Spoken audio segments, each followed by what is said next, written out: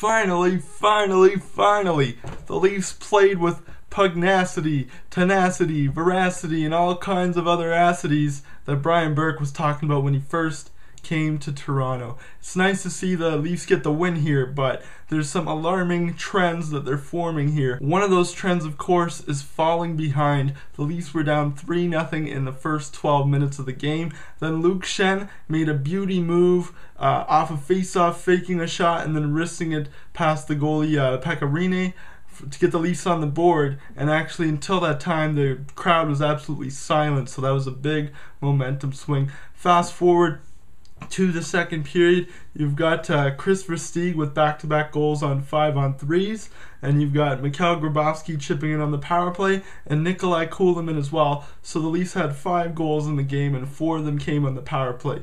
Yet another alarming stat, because the Leafs' MO this year has been scoring on the power play. But if you don't have a power play, what are you going to do? The fact is that even strength-wise, the Leafs don't have what it takes to really compete. They have one scoring line, and that's about it.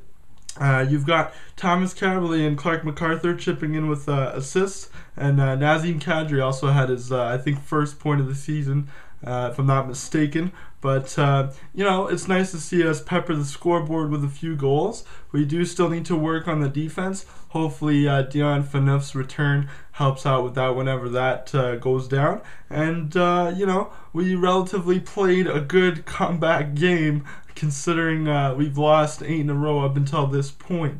Now, obviously, we're still on the outside looking in when it comes to the playoffs, but at least we picked up those overtime loss points, and that can't be understated enough because at the end of the season, I guarantee you that the Leafs will be within 2 or 4 points of a playoff spot, and those overtime losses will add up. Obviously, you got to try to look at the bright side of things in the situation because if you look at the negatives, there's a lot of negatives lately. But this is a good building block for them, and hopefully they can keep it going. It's nice to have some pride about the Leafs right now because they actually came up with a big effort on home ice. Looking forward, the Leafs host the New Jersey Devils coming up on Thursday, and then they go to Montreal on Saturday. Now, New Jersey has struggled at home with regard to their play, but I'm sure they're winning some road games here. I believe they are, and it'd be good for the Leafs to capitalize on a team that's struggling nearly as much as they are. I mean, no one ever struggles as much as the Leafs are struggling because